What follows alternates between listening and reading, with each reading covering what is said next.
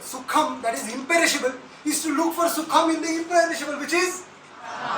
That's whether you are sitting here, you are not going outside even though you are getting bored, because if you go outside, there are all teachers here, they will know what you are doing. So that is again for Sukham only. To avoid the further Dukham later on in the day, you are performing the action here correctly.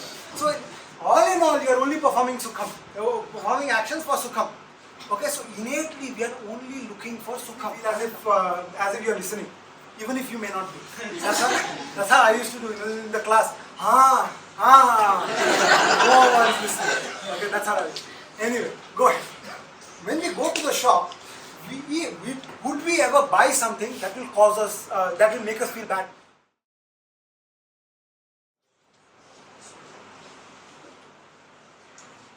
Akhandamandalakaram vyaptam yena characharam tat padam darshitam yena tasmai shri gurave namaha.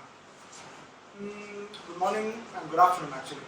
Good afternoon everybody. I'm Dev here and I will be speaking to you about a couple of things with and or without the microphone. So if you can't hear me, you let me know. If you can hear me, well, okay.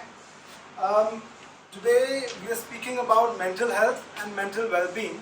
So it is important for us to understand what the mind is and how do we approach the concept of the mind for us to have a better mental well-being, isn't it? So let us start with a very brief outline. And these are the things I will talk to you about, so you may want to go and read it yourself. By the way, you don't have to take any photographs or anything, I mean not of me, but of the slides, because I will provide it to you in the end if you like, okay? There are QR codes for you to access all the research material as well if you like to read, okay? So that's not an issue. If you have a question and you're not able to understand amidst the talk, you can raise your hand, and if I don't call you, then you can keep raising your hand. I'm just kidding. You can keep your hand down till then, and after that I will ask you to speak with me again after that, okay? That's number one. And if you think I'm speaking too fast, then maybe you're listening too slowly. That also I'm kidding. You will be able to listen to me. I'll be speaking as slowly as I can. Okay? You have to be interactive, and if you think you are losing energy, then stop thinking that you will be very energetic by the end of this. Okay? Just focus and follow what I'm saying, listen and enjoy. It won't be very long, but it will be short and cute. Okay? Let us understand. First of all, we have to gain an understanding and appreciation for the concept of the mind. And as my previous speaker here has beautifully established the concept, or maybe vaguely established the concept of the mind in the Vedic system, I will maybe touch upon that towards the end.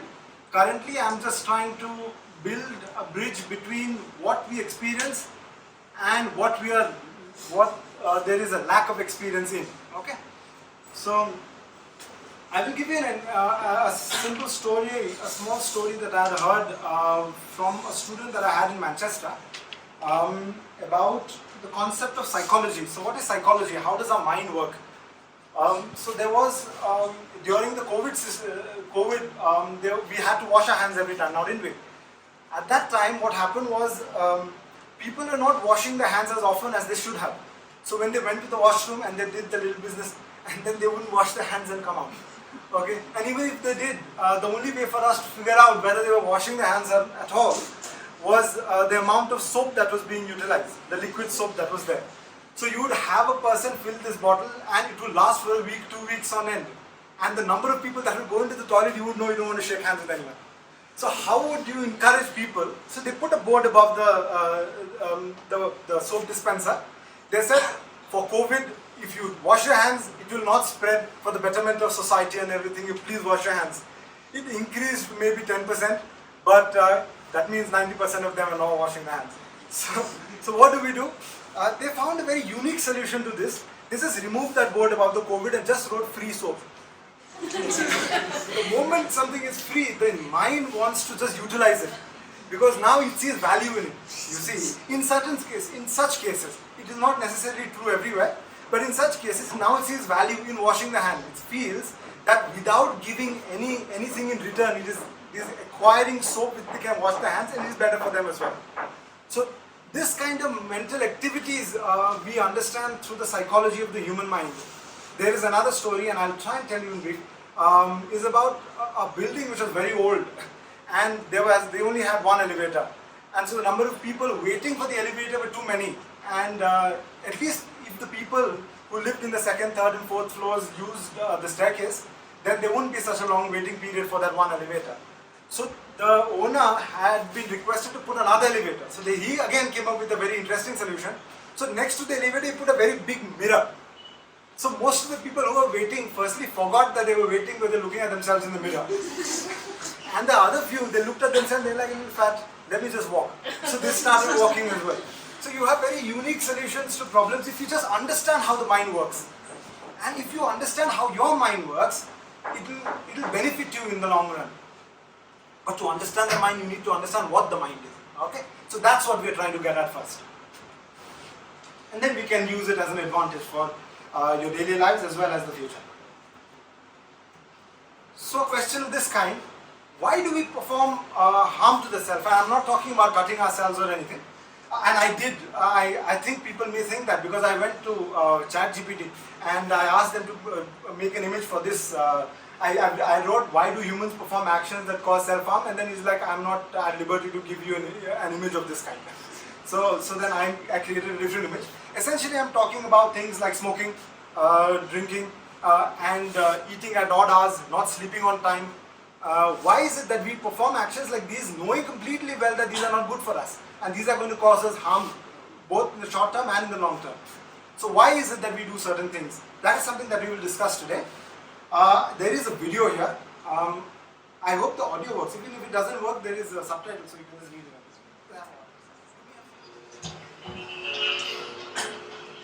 What? Oh, you all think smoking kills? Let me tell you something. Do you know that the amount of people dying from diabetes are 3 times as many people dying from smoking? Yet if I put a Snicker bar, nobody will say, hey. Do you know that the leading cause of lung cancer is not actually a cigarette? It's your DNA. You could smoke for years and nothing will ever happen to you.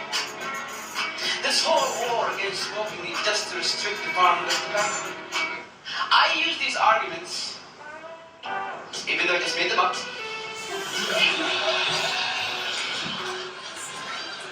So what I'm trying to get at here is if you give information confidently, that the mind obliges itself to believe things.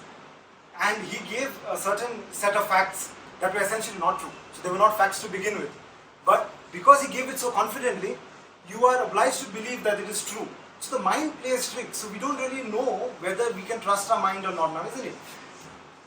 Because you know that there are around over 7,000 chemicals when you smoke. And there are certain few who will be smoking in this room as well, isn't it? And if you don't smoke, then you know who you are. Out of them, you have over 70 chemicals that are directly carcinogenic. Yet, knowing all of these facts, we smoke. So this is a very peculiar thing now, isn't it? This mind, knowing fully well what it should do, what it shouldn't do, having the capacity to do the right thing, yet performs actions that are not conducive for well-being. So why is it that this happens? And in that light, there is a concept in the West which Sir spoke about just briefly, about cognitive behavioral therapy. The root understanding of CBT is simply that there is a thought, and based on the quality of the thought, you have a certain emotion and there is an outcome of behavior. Are you guys following? Not sleeping? Okay, good. So there is a thought and an outcome of thought, there is an emotion or there is a response. So let's say there is a core belief which says that I am useless, okay, and I will never win. So if that is the core belief that is that you generate as you grow up, let's say you go for an exam and you have passed all other exams and you've done very well. On that day you fail for some reason or another, and when you get the marks, because your core belief is that I am useless, what will lead? So you essentially will have an automatic thought which will say that I deserve to lose, that I never deserve to win, and I'm a horrible individual. If on the other hand, you had a core belief which said that no matter what, I will succeed. Let's assume that was your core belief and that was inculcated within you through your days. Then let's say you have again generally passed most of your exams, and on that very day you have lost that exam. You have failed it. the automatic thought that will come is, it's okay this time, I will do better next time. I'll work harder. So just based on the change in the core belief, or rather a difference in core beliefs, the outcome of our emotions change dramatically.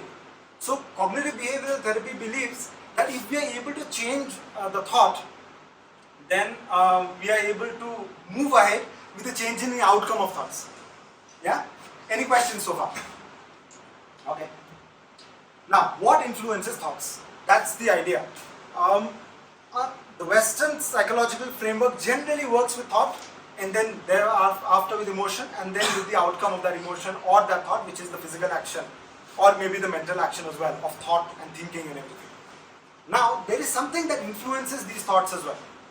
Now, I'll give you another example. I don't have an image for that, but I will give it to you regardless. Okay, yeah. So this thought we are talking about is, there are three different individuals, and when they walk down the street, they see a bouquet of flowers on the outside of the flower stall. So the fellow who sells the flowers inside. So when he's walking past, he sees these flowers right on the left, and then there are three different individuals having the same scenario, but approaching the scenario in three different ways, at least. So the first fellow sees this and says, man, oh man, there is nobody there. Let me just pluck a flower and scoot. So that's what he does. So he essentially goes ahead and steals that flower for his own well-being and for his own betterment. He will do whatever he wants with that flower, but the inclination is to steal. Then you have the second fellow who says, oh, this is very good, I will look very good with these flowers. Or rather, if these flowers are on my table, when my guests come, they will think highly of me because I bought such beautiful flowers. So then he goes inside, purchases the flower and takes it home. Both of these are selfish acts again, for the self. And I'm telling you, in the end, you should be selfish only. How we should be selfish is a different question altogether. I will talk to you about it later. The third individual, he approaches the flower, he sees, beautiful flowers. My mother will be so happy if she sees these flowers.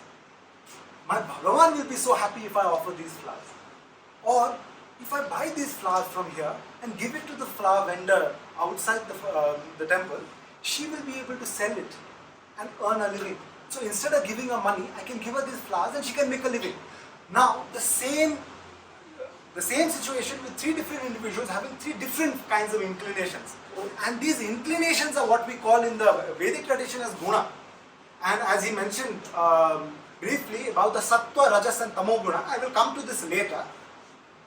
But currently, it is essentially the quality of this matter and energy, because the material universe is what? It's made of matter, and the matter is divided, and even if you say it is indivisible, it is divisible, isn't it?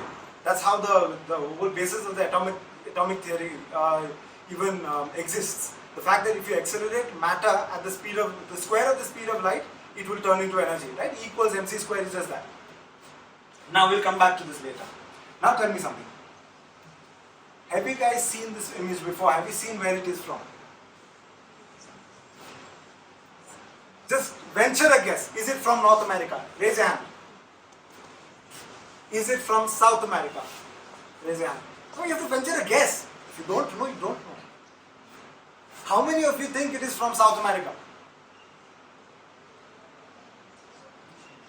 How many of you? Nobody thinks at all? Tell us. Come on. Who thinks it is from North America? Come on. Raise your hands. Come on. Very good. Some response. Come on. Okay, good. Who thinks it is from Sikkim? Who hopes it is from Sikkim? Very good. Who thinks it is from Australia? Okay. So this is what you call, this place is called the Thapalaptic Valley. It essentially doesn't exist. I made it in AI. But the fact that I put it out for you and asked you where it is rather than whether it was real or not, instead of thinking whether it was real or not to begin with, you essentially thought, where is it? You see? Because you expected things to be true. Because that is the most generalized system of thought. Where you accept things, because that is the easiest system, isn't it? If you accept the things and move along with them, you don't have to do much work. And all of us are innately lazy. So we want to do as little work as possible. So we will not question it to begin with. Of course, with further introspection and thinking, but okay, this looks like AI. Somebody must have thought that. I'm sure some of you may have thought that. You may have seen these fellows on YouTube. How many of you have seen these on YouTube? These are made from AI as well. So, seeing is not always believing. When you see something, it is not necessary that it is true. And just because you perceive something to be a certain way does not mean that perception is real either. It is not necessary for all perceptions to be true. And even though you may think it is true, it most definitely isn't true at some times. Okay? And have a look at this. You can know what a GIF is, right? GIF for a GIF. You have these loop images. Yeah? So graphic digit format where you have these loops, and I'm sure you make them on Instagram or Snapchat or whatever you use nowadays. So this is a GIF. Have a look at this. Does this look like a still image or a moving image? Yes, but it is a still image. I wrote a GIF there to misguide you, but I thought how much will I misguide you today? So I thought I'll spare you this time. This is an optical illusion. Just keep moving your eyes and you essentially feel as if there is movement in these circles, these wheels. If the projectors are not very, is it working? Okay, cool. This is what you call an optical illusion. What is it called? Good. Okay, you're listening. Look at this image. What do you see? Anybody? Out loud. What do you see? A young girl or an old hag? Some of you see a young girl. Who sees an old hag? Just look at this. This is the. Can you make out now? Are you able to see the old woman looking sideways like this? Some of you are. So sometimes you may see one thing, but it may appear to be something else, or vice versa. And that is another. No? Are you not able to hear the back? Okay. So when there is a drop mic moment, am I allowed to drop this? Hello? Okay, cool. If you are not able to hear me, just raise your hands. Sometimes my hand will just go like this. No worries. This is the other optical illusion. Is it an optical illusion though? Just have a look at this image. There is A and there is B. They are obviously different colors. How many of you see different colors between A and B? Raise your hand so I know you're listening. Very good. How many of you think it is the same color? How many of you feel somewhere that I'm going to pull a fast one again and that it is the same color? Raise your hands. So this is a very peculiar optical illusion, and it is the same color. A and B are the same color. If you look at the image on the right, you'll be able to see the line, which is the same color as both A and B. And when it goes across A and B, you will see that both the colors are the same. But your eyes made you believe that they were two different colors. So we can't even trust our own senses to the point where we say that things that are obvious in front of us are contrary to what they really are. If you want some more optical illusions, you can go to this fellow. There is this is the QR code. I will send the presentation later, but if you do want to take a photograph, it is up to you. Okay, next. So the world is essentially never as we observe it. Rather, the world is never as it is only as we observe it. What does that mean? The second one here is taken out from the Patanjali Sutra, where and the commentary is by Swami Vivekananda. He gives this description of how we observe the universe through the mind stuff as he calls it.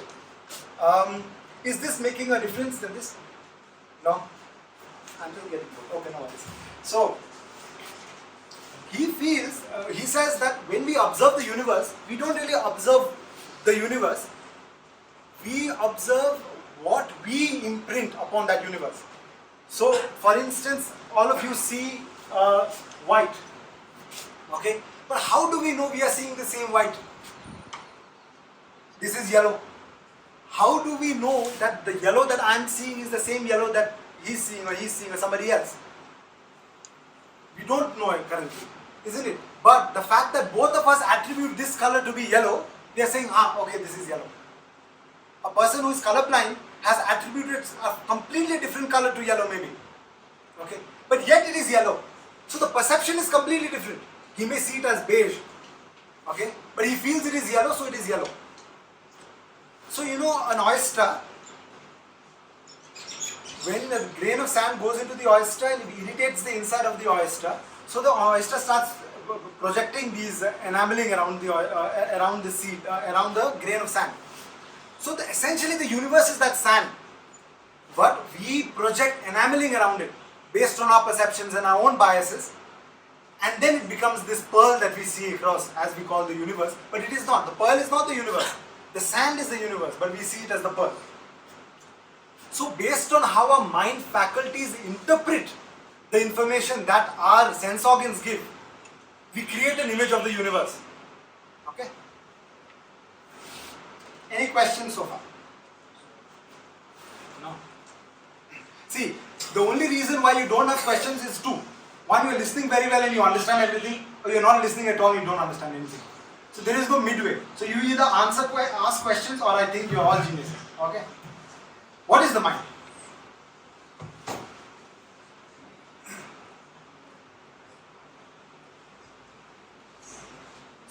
In the Western concept of things, the mind is essentially when the neurons and the neural networks across the body function together to give a sense of consciousness first, and thereafter feelings and emotions and everything. And that is what we understand to be the mind, a subtle faculty in the body which is an outcome of the physical aspect of the body itself. So in the absence of the body, the mind will not exist. Okay? At least in that concept. And now we have understood. How many of us think we can still trust our mind? Okay, good. That's essentially, I have given you a double negative there. So you don't trust.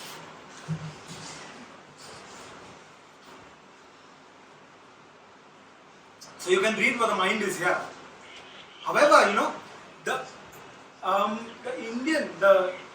classical Vedic concept of the mind is slightly different. We refer to the mind, what we refer to the word mind as manas. मन मन में इसको भागो थियो, मन में ऐसा हो रहा है, मन विचित्र है, विचलित है, दुखी है, खुशी है, शांत है. पर मन क्या है? वो मनस क्या है? किम अस्ति तद मनस? So let's understand it from this imagery that was given. There is a dialogue between Yamaraj and Nachiketa, where he goes to Yamaloka and asks about the secrets of life and death. And there one of the explanations of how this body functions with its indriyas have been given clearly by this description of the horses as being the indriyas. So the eyes, nose, ears, tongue and skin, the sense organs, are the outwardly manifestations of our experience, isn't it? We don't hear things within our own mind. We'll have schizophrenia or something like the gentleman said here. We hear things outside and interpret it inside. We see things outside, we don't see within ourselves most of the time. We smell things outside of our bodies. Those senses are essentially directed outwards to bring information from around the body for us to experience around the body, within the body. Okay? So these senses are the 5 horses. And there is this individual who is holding the mane of the horses, the ropes. And this individual is referred to as the buddhi, and we will understand this in a moment. And I'll be very brief, don't worry, it will not be too technical. And this buddhi, behind the buddhi, so this is Arjuna. This is Krishna. Krishna is the buddhi here, okay? And Arjuna, behind him is the Atma. Okay, the source of all sentience, because all of this, the senses, the manas, which is essentially connecting the senses to the buddhi. Okay, there is the manas which is connecting the senses to the buddhi, and the atma is reflecting it's projecting its consciousness through something called chitta into the buddhi and through the manas into the indriyas. So the indriyas and the rest of the buddhi faculty, everything outside of this atma, everything else is called the antakarana, the things that are inside, okay, which allow us to perceive the world outside. Any questions? Okay. Now, this manas and the Atma. I will just explain to you what this Atma is, okay? So you are not baffled by this concept. Is there a pen here for this? Oh yeah, I have it. Thank you. So just understand this analogy. It's a very simple one. If you follow, you will get. If you don't follow, you try and get. This is the sun. Okay? The sun emits energy, isn't it? Let's assume this sun is Atma and it's emitting the energy of consciousness, or rather the sentience. What is sentience? The feeling within you which says I am. Okay? This is an insentient entity. It does not know itself. It cannot say I am. But because I am a sentient entity, I can say this exists. So I establish the existence of an insentient entity because I am sentient. Only sentience has the capacity to establish an entity that is insentient in nature. Any questions? Okay. So this Atma, let's assume that there is a mirror here. Okay. And there is a small reflection of what? The Atma in that mirror. Okay. And this mirror reflects it to what you call the Antakarana. Okay? Let's call this with this. This mirror is permeating through the Antakarana also. Let's call that Chitta. Any questions? This is the source of all sentience. The only difference between the Western psychology, the concept of psychology within the, and the concept of the self is that the West believes that this Atma is an outcome of the physical faculties of the body, meaning it is an outcome of matter.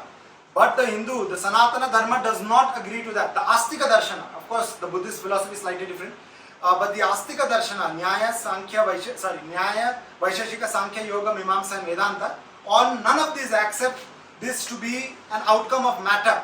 It is in the absence of matter, this will still exist. Meaning in the absence of the body, the Atma will not perish. Okay? That's the reason why we understand that when the body dies, when somebody dies, it is the body that dies. Because before the body you say, hello gentlemen, how are you? After the death you say that is a dead body. Okay? You don't attribute anything to that. Why? Because of this. Because the Atma is undying. Achedyoyam adahyoyam akledyo shoshevacha nitya sarvagatasthanu achaloyam sanatana. Always existing. Always pervading. Okay? This is the Atma. When this consciousness is emanating, it reflects on this mirror.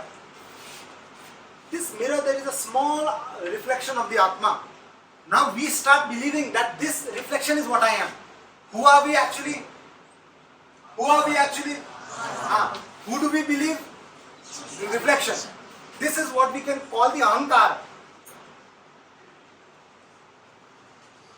We believe this to be I. That's why we attribute I to the body. And when somebody's hand is hurt, my hand is hurt, I am hurt. If the leg is hurt, if something is happening, I am feeling sad, you say I am feeling sad. Actually the Atma doesn't feel sad or happy, it is only the observer of sadness and happiness. Okay? But because of our association with this Ahankara, we say that I am hurt, I am in pain, I am in agony. Okay? I am happy, I am successful, I am poor, I am rich. Okay? Actually you are neither poor nor rich.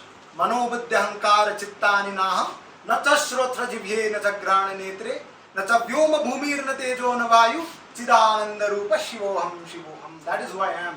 And neither of this mana, buddhi, chitta, ahankara. I am not this body, I am not the eyes, I am none of these. What am I? I am this undividing and unchanging. Shiva means Kalyanamaya, a very auspicious entity, the Atma. Okay? That is what we are understanding today.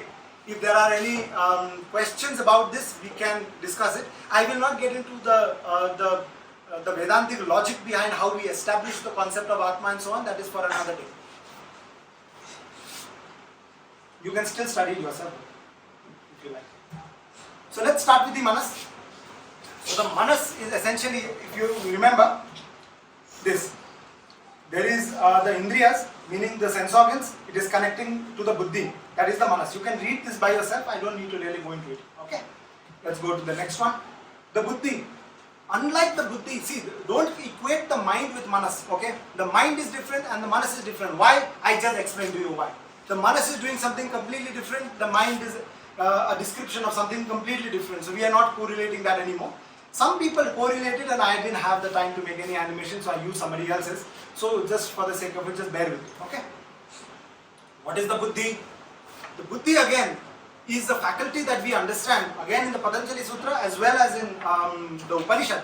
We understand this buddhi to be a higher faculty of intellect where we are able to discern right from wrong, good from bad, dharma from adharma, okay? And dharma is not religion, as you may all know, okay? Dharma is the attribute of an entity to perform its rightful duty, that is dharma.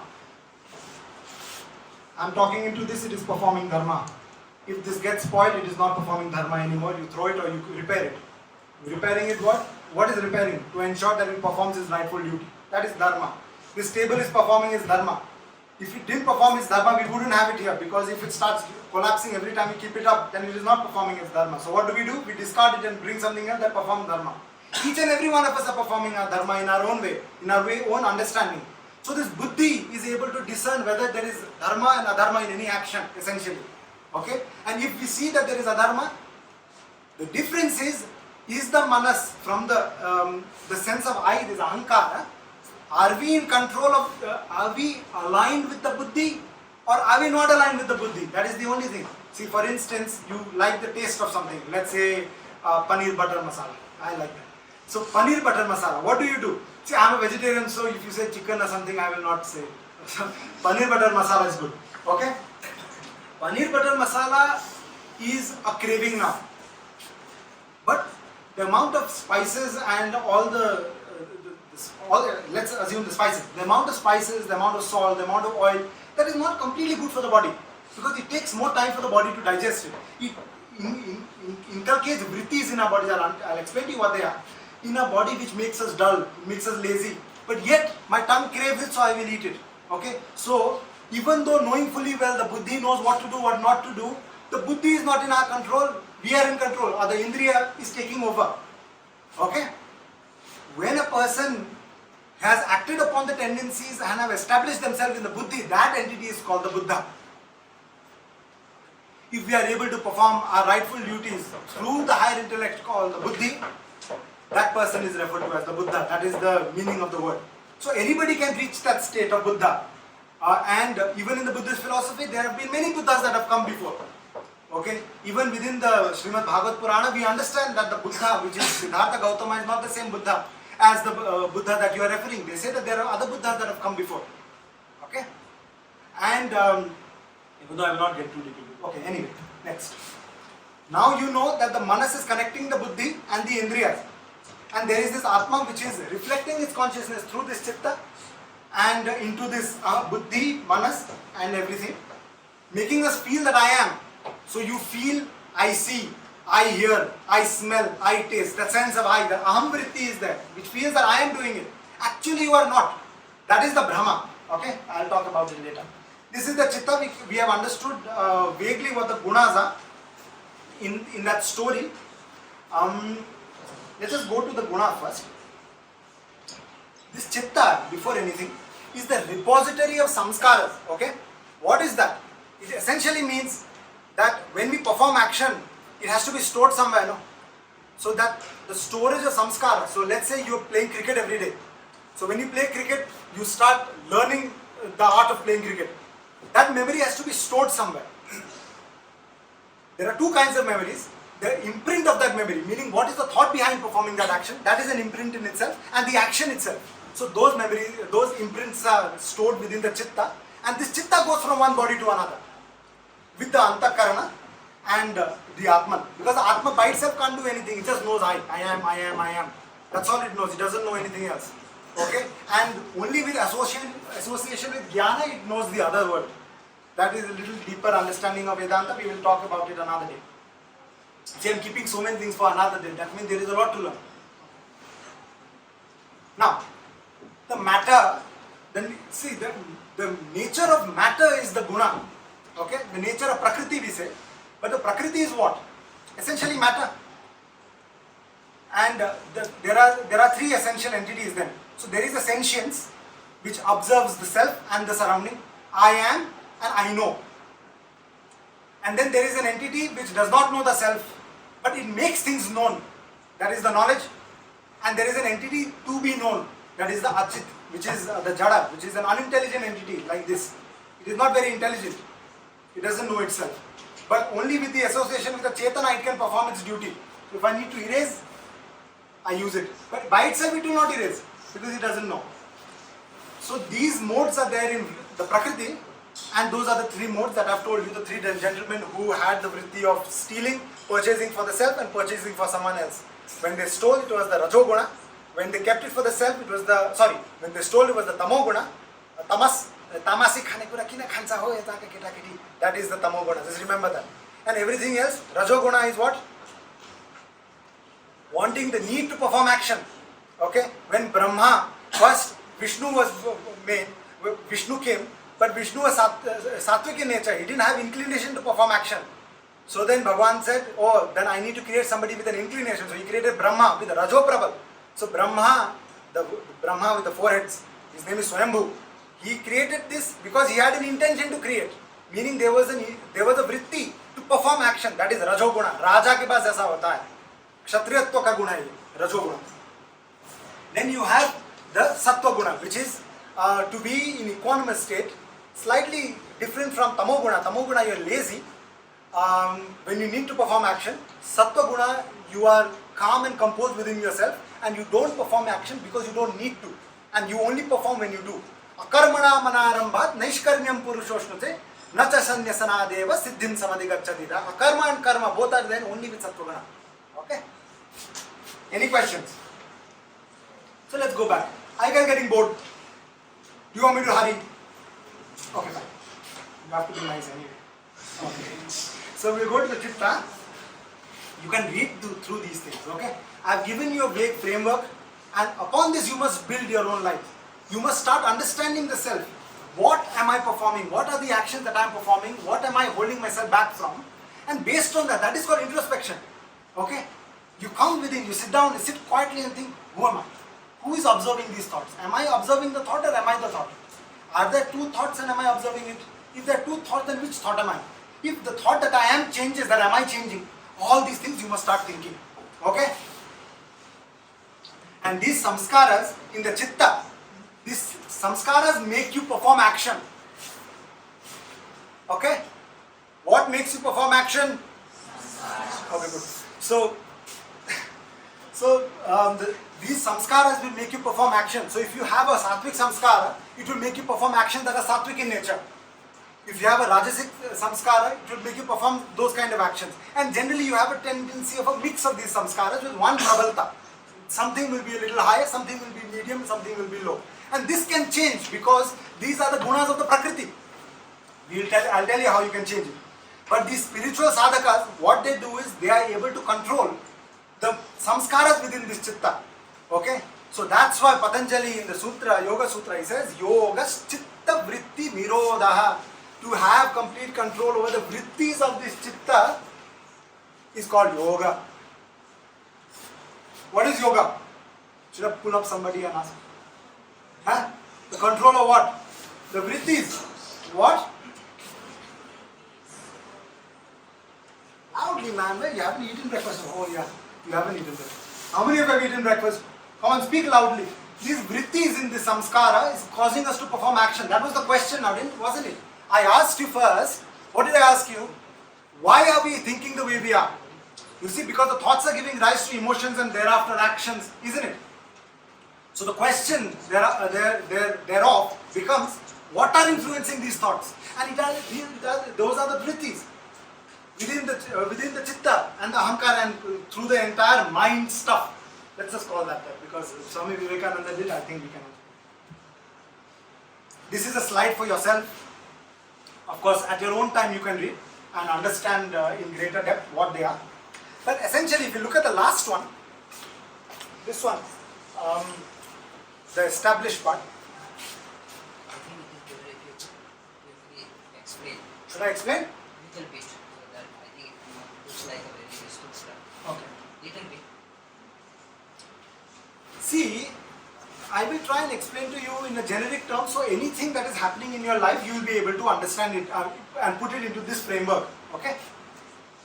This is a slightly modernized framework. It is not truly representative of the concepts of the Mano, Buddhi, Chitta and Ahankara, but it will still help you. So when you have certain desires or traits, those desires or traits are to fulfill the sensory inputs, the sensory stimulation of the indriyas only. You see, they do not surpass anything from that sensory thing of the indriyas.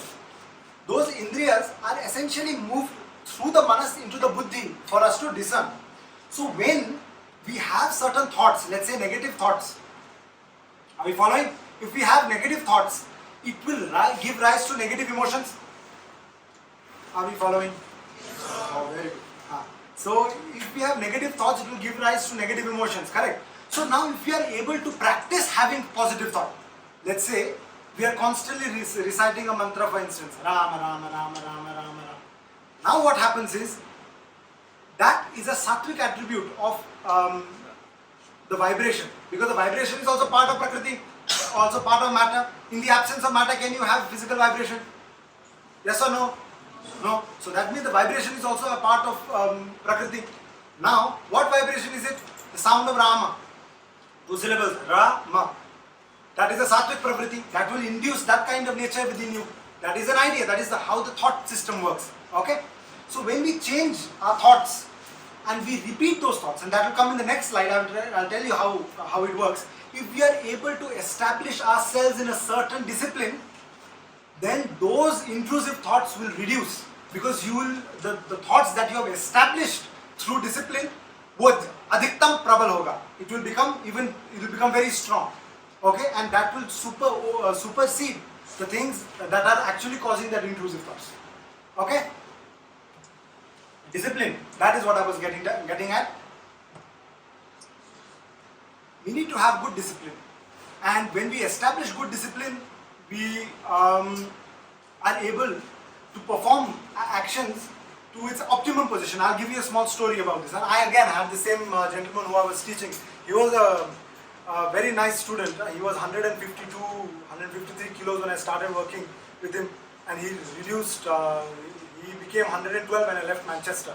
So he lost a good amount of weight doing just simple yoga. So it is possible. He told me he does something very clever, and he said a lot of CEOs and CFOs do the same. He said that they buy a set of 15, 20 set of suits. They all are identical in nature. Shoes, socks, trousers, undergarments, t-shirt, something they wear inside, and whatever else they wear. It is all the same, 15, 20 set. When they wake up in the morning, of course if they wake up in the night, then they will not be CEOs anymore.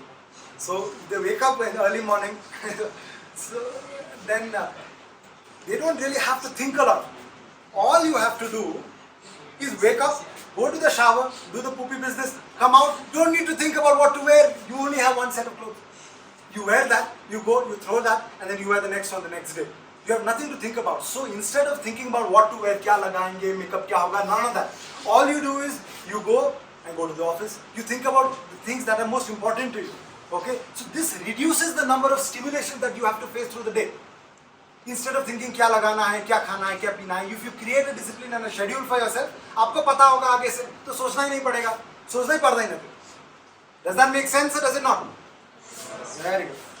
No sir? Somebody said no? Go ahead. I think Steve Jobs also used to do that. Oh yeah?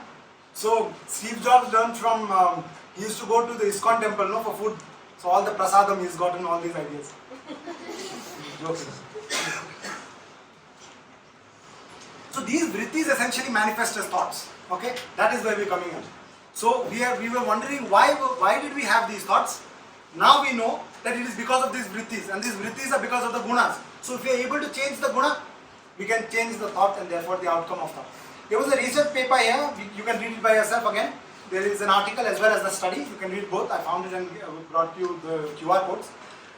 Here, this 6,200 thoughts every day is not individual thoughts per se, but it is the individual quality of thought, because they only looked at these MRI scans of the brain and they were able to find certain things. You may have a look at it yourself, but you may have partial thoughts. So when you are thinking, for instance, that this hall is pretty long.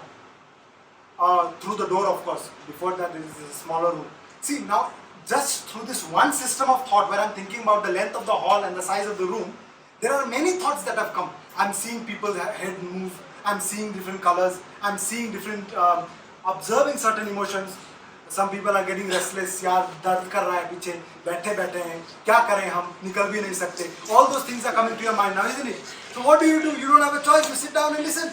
Okay, that's why I'm making it faster. Because if I make it slow, then it will hurt more. है ना? बाद में जाके क्या करेंगे? So essentially, you may want to go and read this study as well. Okay. So essentially, these thoughts are making us miserable because if you are having an anubhava of dukkham, हम दुखी हैं, वो भी तो सोची है. चिंतन एव अस्ति तत्. There is nothing else. There is only chintanam. Only you are thinking. Nothing else you are thinking. So if you are able to reduce the number of thoughts, that means you are reducing the probability of your misery or not. Yes or no? What? Yes or no? What is yes or no? Tell me. Are we able to reduce the probability of misery by just reducing the number of thoughts? Yes, very good. I hope you understood. So that's why when we sit down and sit quietly, we are reducing the number of thoughts. Because with that practice, the number of thoughts will reduce. Because you're not performing direct action, the vrittis settle in. Okay? And when you are thinking, that is called pratyahara. To slowly bring yourself back from the senses that are outward, bringing the senses back to the body, pratyahara. Then observing one aspect of yourself, anything, that is called dharana. Then not seeing a difference between yourself and that point, it's called dhyana. Just seeing that you are attached to that thing that you are thinking. And then finally forgetting yourself and only seeing that is called samadhi. Okay? So the same system of thought, this entire process of the Ashtanga Yoga. Ashtanga Yoga is what? Patanjali established the Ashtanga Yoga, which is Yama, Niyama, Asana, Pranayama, Pratyahara, Dharana, Dhyana and Samadhi. The first four nobody does. And they all want to skip to Asana because without Yama and Niyama. No discipline, no practice, no internal discipline, no outward discipline, but you want to do Asana for abs and everything. That is not going to work. See, no abs, you know. It's not going to work. You have to go through the first Yama and Niyama. Okay? So that is how we reduce our misery. I'll give you some easier stuff. So instead of working on the abs, try and work inside the abs. That is the nervous system. Something called the enteric nervous system. Okay. Now this is where it becomes very interesting for the zoology students to listen very carefully. And I'm sure you are already aware of it. The enteric nervous system seems to have a direct connection with the mind. There is the gut-brain axis and a large amount of serotonin, okay, which is a feel-good hormone in the body. This serotonin is a neurotransmitter, as you may all know. It makes you feel good. It makes you feel lively. It makes you feel happy. These hormones are released when you see white light in the morning, when you wake up at an appropriate hour of 5:30 or 5 o'clock. If you wake up at 8 o'clock, then the time of that serotonin release is gone. You have a terrible day through the day, drink a lot of coffee and sleep late in the night, and then again wake up at 10 o'clock and this entire cycle persists. So the first thing when you go to the doctor, they'll give you these melatonin tablets to bring your circadian rhythm back in tune instead of giving you sleep tablets. Okay? To tell you, to remind you that you could have done this yourself, but you're coming and giving me money for no reason. Come to me and give me more money. That's what you're doing essentially. So don't do that. Just go back and sleep on time and wake up on time. That's what you need to try. This enteric nervous system, if you eat appropriate food, it will release serotonin in the right times. Okay? So in the Hindu philosophy, I think it is the Taittiriya Upanishad, Ahara Shuddhau Sattva Shuddhihi, Sattva Shuddhau Dhruva Smritihi, Smriti Lambe Sarva Granthina Moksha Vipra Moksha. That is what it says. What is it? Ahara Shuddhau Sattva Shuddhihi. If you want your mind to be nice, the manas to be clear and devoid of what? If you want your mind to be devoid of vrittis, what do? Eat appropriate food at the appropriate time and avoid inappropriate food at inappropriate times and appropriate times. You could have appropriate times and inappropriate food. Don't eat that also. Okay? When we do that, it doesn't impact the vrittis and the mind becomes calmer. Okay? The same, if you eat the same food in the afternoon, that will become sattvic. If you eat the same food after sundown, it will become rajasic or tamasic. Okay? So that is very important. The easy way to practice a good life, healthy life. You are not interfering. You have to eat. बिना खा के तो क्या करेंगे आप, है ना? खाना तो पड़ेगा. You have to eat, and if you have to eat, eat properly and eat at the right time. That's it. Any questions? So if we are able to, so essentially the gut bacteria, no? If we eat appropriate food, and I'll tell you best appropriate food, in the evening, eat by 5:30, 6 o'clock, and just eat kodo ko roti. That's it. Kodo ko roti, don't put salt, don't put sugar, nothing. 3 spoons of kodo, and make it slightly watery. Half a spoon of ghee in a pan, cover it for 2.5 minutes and flip it. That's it. And with a little bit of sabji. If you have that every day in the evening, high fiber, all the micronutrients, proteins and everything are taken care of. It reduces inflammation in the body. There is no gluten. If you have acidity problems, you will not have. If you have stress problems, you will have acidity. Now you have kodo, there is no acidity, no stress problems also. Everything will be fine if you just eat appropriately. Kodo is found abundantly. And if you guys buy more kodo, then I'll start cultivating also. So do that. And then keep laughing, because that also increases the serotonin in the body. Enjoy life, because the motto of this organization that I've been working established essentially is called Anandoham. Why Anandoham? I'll tell you why. I'll take another 2 or 3 minutes. See, how many of us like shopping? Raise your hands, and if you like a lot, you raise both hands. Okay, good. How many of us like to eat like very, very good food, always going outside and eating? How many of us like that? Huh? So, very good. Keep your hands down. Thank you very much. Thank you for this responsiveness.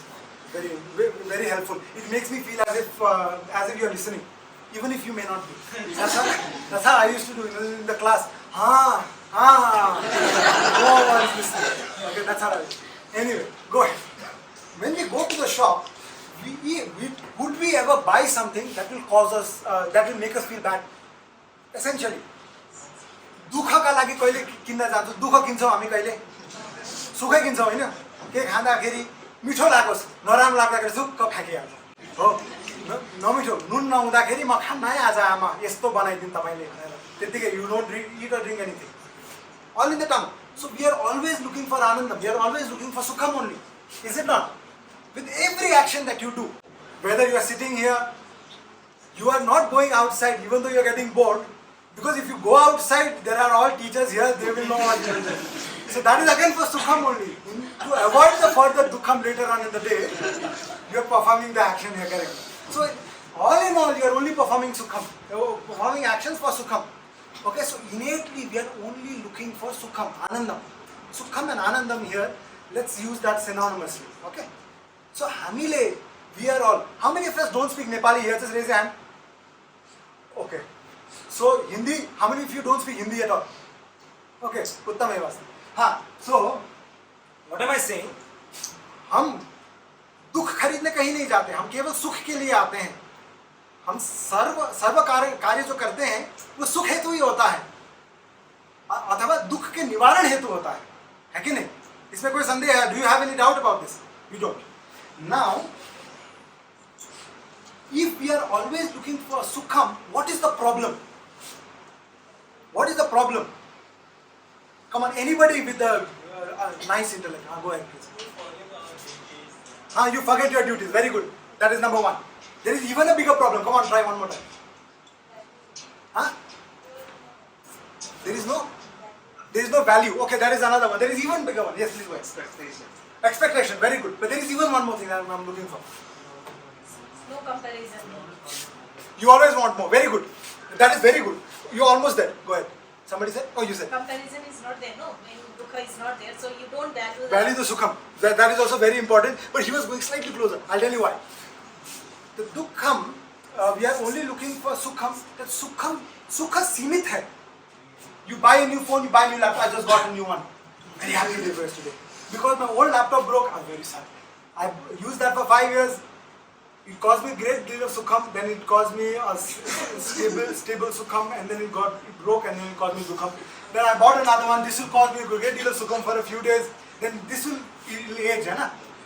बाल अवस्था में अभी प्रेम करते हैं इनको. इसके बाद ये बढ़ते हैं, यौवन अवस्था में आएंगे, किशोर अवस्था से यौवन अवस्था में जाएंगे, उसका वृद्ध अवस्था होगा, and this will perish. And then that means in this world everything is perishable except, loudly please, this is imperishable, everything else is perishable. So you are looking for sukham in the perishable reality. How can the sukham be imperishable? So the only way to look for sukham that is imperishable is to look for sukham in the imperishable, which is? That's it. So we are always looking for sukham, but we are constrained by the quality of sukham because we are always looking at it in this world. ये संसार सरति गच्छति इति संसार, ये चलते रहता है, तो इसमें परिवर्तन होता है कि नहीं? That's why the Buddha said, which is not completely true again, I will tell you why. He said, anityam anityam sarvam anityam. Everything is transitory. Transition में है. क्षणिकम क्षणिकम सर्वम क्षणिकम. Everything is momentary. Now, if everything is in transition and everything is in the moment, this moment is also in transition. Correct? So, shunyam shunyam sarvam shunyam. Everything is void. It does not exist. And here nothing exists. Attachment to anything, dukkham dukkham sarvam dukkham. Correct? That is the only difference between the Astika and Nastika dharma, where the Astika will say that sarvam anityam nasti ekam eva nityam asti iti. Atma is the only nitya tattva, meaning this is imperishable, everything apart from this is is perishable. And so we will look at this and we will try and get apara sukham, okay? And that is what they refer to as nirvana. What is nirvana? बाण वाले को क्या हो? बाण लाग्दाखेरि के हुन्छ? दुख्छ हैन? मर्न पनि सक्छ नमर्न पनि सक्छ, हातमा लाग्यो भने दुख्छ नि त. निर्वाण भनेको बाणले लाग्दाखेरि पनि दुःखको अनुभव गर्दैन, त्योदेखि मास्तिर पुग्यो. He has already transcended the feeling of pain. Okay? That is called nirvana. And that is what you attain finally when we have atma jnanam, when you understand the self. That is called gyan. That's why you are in a you are a Vaigyanik, not a Gyani. Because Vaigyanik means lower knowledge. Jnani is higher knowledge. This will give you eternal sukham. This will give you eternal dukkham. How much ever you know. In the end, you will have to be born again. Because you have vrittis. Now, when this body perishes, this body will perish, no. When this shirt becomes old, I bought this shirt recently. My father said, I'm dressing too shabbily. So he bought me a new shirt. Now, this shirt is getting old already because my mother is washing it in the washing machine, too much detergent. Now this will get old. ये विच्छिन्न होगा, जीर्ण होगा. तो वासांस जीर्णानि यथा विहाय, जब हमारे कपड़े पुराने होते हैं तो हम उसको त्यागते हैं और क्या करते हैं? नया वस्त्र लेते हैं. नवानि गृह्णाति नरोपराणि नरः अपराणि, हम नया लेते हैं. तथा उसी प्रकार से तथा शरीराणि विहाय जीर्णान, यौवन अवस्था बाल अवस्था में थोड़े बड़े हो रहे हैं, हम तो मर रहे हैं, सफेद बाल भी है. तथा शरीराणि विहाय जीर्णान यन्यानि संयाति नवानि देहि, तब शरीर को भी हम त्याग के नया शरीर धारण करते हैं. क्यों? क्योंकि हम वैज्ञानिक बने बैठे हैं ना, क्योंकि we are still not working towards the वृत्तिस. So understanding the universe, always moving towards आत्मज्ञानम. Finally, when we move towards that, we will understand that all of these are momentary. Like Buddha said, anityam kshanikam shunyam dukkham. And finally, if we start recognizing that in the end I am the observer, then all the pains and miseries of mine become not mine anymore, because I am the observer of the pain. I am not depressed, I am the observer of depression. I am not happy, I am the observer of happiness. I am not sad, I am the observer of sadness. My hand is not broken, I am the observer of the broken hand of this physical body. Very difficult to get there, but try and move towards that. That is the basal understanding of the psychoeducation that I tend to give through something called Vedic therapy, which is a mix essentially. It is in a trial phase essentially because I am working on it with different modalities, or rather creating this modality with different approaches. And it seems to be working with a lot of patients. And I am not a believer of any form of secular attributes or anything, because in the Indian subcontinent, in the Indian ethos, karma, prarabdha, janma, punarjanma, bhagavana, Ishwar, all of these are lived realities for us from a young age. Why should we then ask the patient to come to us, and when they do, I have to completely psychoeducate them from the Western concepts of reality, where when the patient will tell me, मैले नै पहिला जन्ममा गरेको मेरै पूर्व कर्म के कारण हमारा आज फल मिल रहा है, and then I say, नहीं पूर्व जन्म तो है ही नहीं, यही होगा. Becomes conflicting for us. So instead of that, these are already lived realities for us Indians. So we should utilize this in the therapeutic modality. Because in the Vedic concept, psychology, philosophy or darshana and dharma are not interchangeable. They are one and the same. They all come under dharma only. Okay? And when we perform that dharma will only protect us. Dharmo rakshati rakshitaha. It will protect. Okay? Simply. So we just perform our actions and leave it. Some people have, these memes and gifs and all go around. Ye karma karo, phal ki chinta na karo, and all this garbage. That is not true. फल के लिए ही तो कर्म करते हैं, बिना फल के लिए कर्म कौन करता है? मूर्ख होते हैं क्या हम तो कर्म के लिए फल के लिए कर्म करते हैं. We should not be attached to the fruit of the action. The attachment should not be there. But you will do for the fruit only. है ना? For instance, there is something called गर्भदान संस्कार. गर्भदान संस्कार तो कर्म है. So you are performing action for the गर्भदान, no? But if गर्भदान doesn't happen, then what do? Don't be attached to that. If Garbhadan doesn't happen throughout the life, don't worry. Does that make sense or should I explain it in English? Huh? Makes sense. Okay, cool. So just like that, we perform actions without having the attachment to the fruit of actions. You want to have fruit of action only. Otherwise you will just be jumping from one stage to another without knowing anything. For the fruit, but don't be attached. That is called karma yoga. Okay, that is the detached work that we do. And if you start inculcating in your life, if let's say your dissertation doesn't go well, हमने तो किया, I have done my bit, it didn't go well, I will do it again, that's it. That approach will start coming slowly.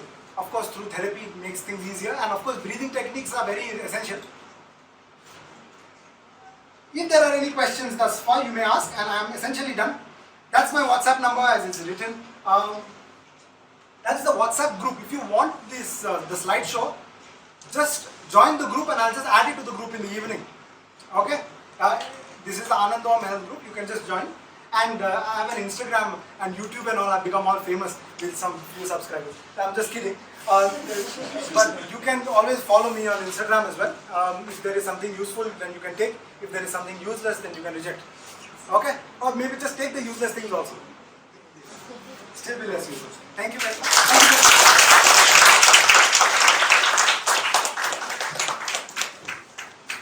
Thank you, Dr. Devdarshan, sir, for your exciting, insightful and in-depth talk. Now I would like to request Dr. Kishore Sharma to kindly offer Dr. Devdarshan sir with a small token of appreciation from the entire Department of Zoology.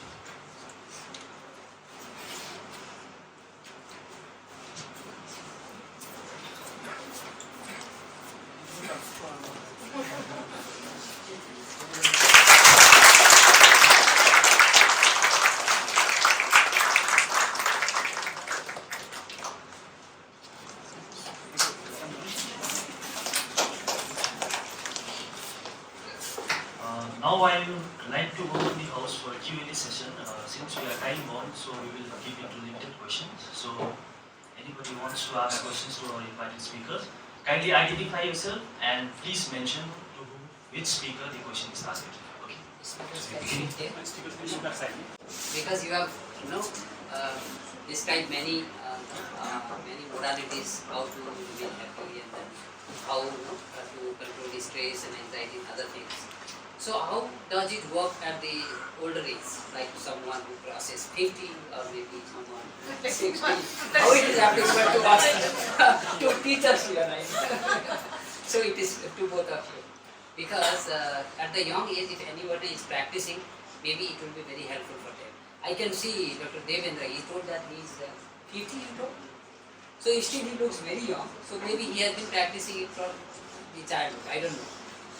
And because if somebody is doing something from the very young age, then it might help. But how does it help if someone starts from the later stage of their life? That is my question. Dr. Devendra? It's actually a very important question.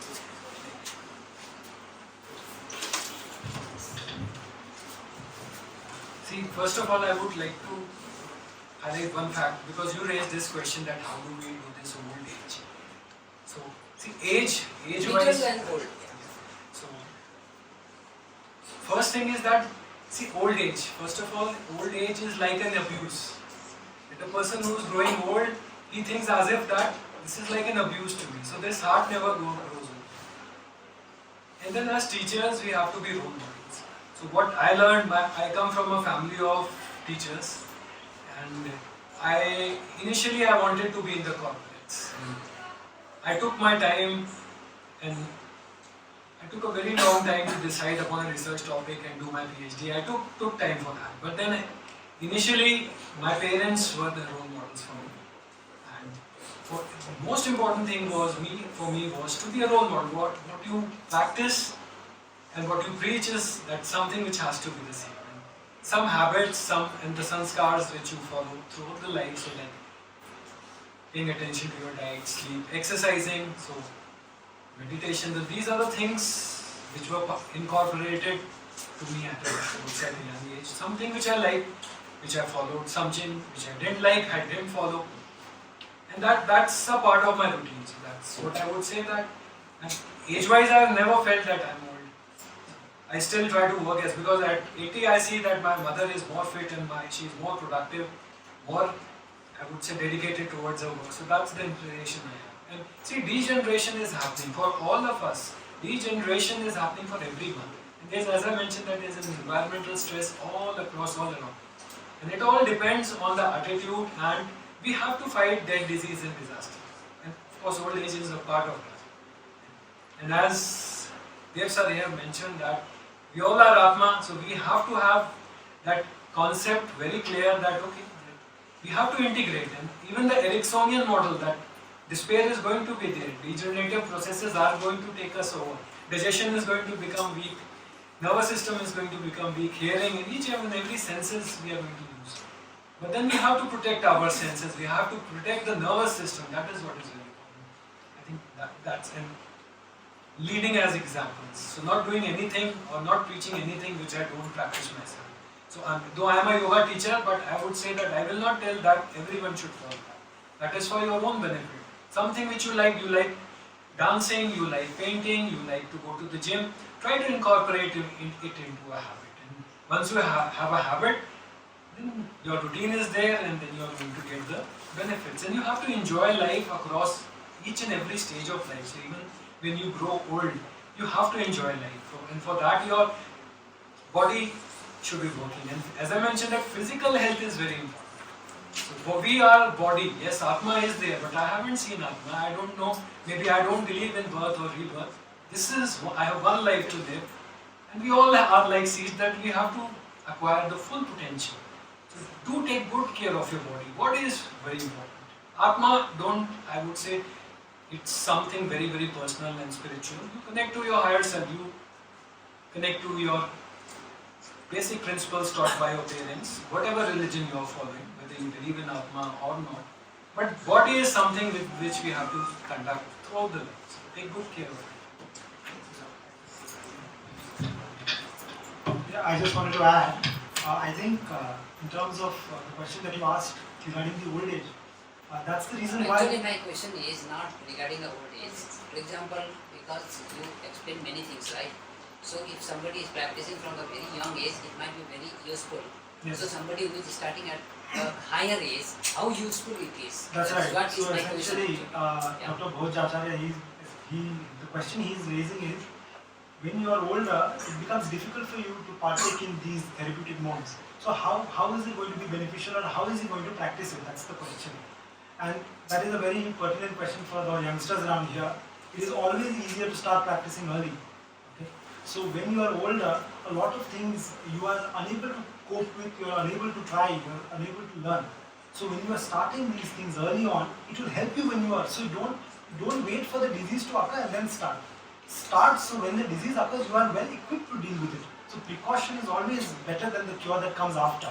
If you are always ready to deal with the ailment, the mental ailment or whatever ailment that comes your way, it will become very beneficial. However, there is something called neuroplasticity. So during your older ages, if you start learning something new, it will take a little longer, but your brain will start rewiring. And that has shown to reduce the age, or rather increase the age expectancy of an individual, because when the brain starts rewiring, it feels as if it is young. So even though it can't create new neurons per se, it can rewire a lot of them. So neuroplasticity really helps. So if you are learning something new at an older age, it is very beneficial for you to feel young, for you to think yourself to be young. And if your mind feels that way, then your body will think as well. Personally, I will disagree with the gentleman here, because he feels that the body is very important and we should take care of the body. Certainly, but if we don't have a goal as to why, then it becomes useless for us to take care of the body, because the people going to the gym, people making a good body, people going for let's say modeling and so on, they have been taking care of the body as well in the way that they see fit. But that is not changing the fact that they are having mental stress, having mental ailments. So even though we must take care of the body, we must ensure that the body is there so that we can perform dharma, we can perform our rightful duties. If we have to take care of our children, if I'm smoking but I have a child, if I die early, it is your fault. You should have been there to take care of the child at least until he was 18. So you must perform actions that is going to ensure that you live longer, not that you indulge in certain substances, so you die early, selfishly, so you're not taking care of your children and your wife or your parents or your grandparents or whatever. So taking care of the body is also very important, I think, because without the body you can't perform dharma. You can't think. Without a sound mind you can't think of Vedanta. Without a food in your stomach you can't think of, oh, hum to sharir hi nahi hai, kya karenge. There is actually a very nice story, I think it will be useful. When I think Shankaracharya's student, Shankara was teaching, saying that aham brahmasmi, hum to atma hai, ye to sharir nahi hai, everything is an illusion. And he was teaching that in the class, and suddenly a loud roar of people came their way. And at that time, the Acharya got up and he asked, what is happening? He's like, there is a herd of mad elephants running this way. So run, run. So the Acharya said, students run, and they all started running. So one of the students went to the Acharya and said, see, you are saying everything is an illusion, so that elephant is also an illusion. So why are you running? So the Acharya said, who said we are running? We are also an illusion only. So we should be very careful of what we feel to be our body and what not. That is my opinion, of course, and you may want to introspect within yourself and see what is beneficial for you. Thank you. So one thing also I would like to add, because your question was that which modality is going to be effective. And then mindfulness is a modality at any age. Mindfulness, the breath, the brief interventions which I demonstrated, that is something which can be done and learned at any age, and along with that music therapy. When no intervention can be provided, you will see that in geriatric wards mostly they have some soft music therapy. So that is also very therapeutic. And coming to neuroplasticity, the latest researches are there that the neuroplasticity of the aging brain is highest. So some neurons are dying, some neurons are growing, but the neuroplasticity, the ability to perform, or you see all the awards, researchers, Nobel prizes, they have been conducted by scholars who are very, very good. That is also an indication that somewhere their brain was very, very productive despite having physical deformities or problems. Like Stephen Hawking is one of the examples. These are all examples of neuroplasticity. And music therapy, I would say, and so something which pleases your heart. So something, music may work for you, maybe breath meditation will work for you, or the third person chanting will work for them. So anything which works for an individual, but they need to explore, be open to explore that. Something, what actually works for them. I think somebody just Yeah. wanted one question. So just say it aloud, please. So my question is for both of you. Both of you said that discipline is important, and maintaining discipline in our daily lives. Like how do we start maintaining it? By it should come from within, that discipline. It should not be forced upon us, right? How do we get that discipline from it? Initially, sorry, I said. Of course, please. Initially, see, discipline is forced upon you because there is something that is also, you yourself are forcing yourself into indiscipline, isn't it? So the fact that you are forcing yourself into indiscipline is the reason why somebody else has to force upon you the discipline that is necessary. Now the force of the discipline that is being imposed upon you is greater than the indiscipline that you have within. You are performing your discipline, right? In the absence of the force of the discipline from your parents, your indiscipline takes over. Okay? So discipline initially need not come from inside.